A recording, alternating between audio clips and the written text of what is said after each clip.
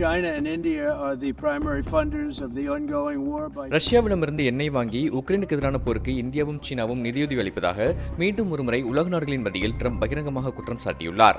ஐக்கிய நாடுகள் அவையின் 80வது பொதுக்குழு கூட்டத்தில் சுமார் 1 மணி நேரம் காரசாரமாக பேசிய ட்ரம்ப் இந்தியாவும் சீனாவும் ரஷ்யாவுக்கு நிதி அளிப்பதில் முதன்மையானவர்கள் என குற்றம் சாட்டினார்.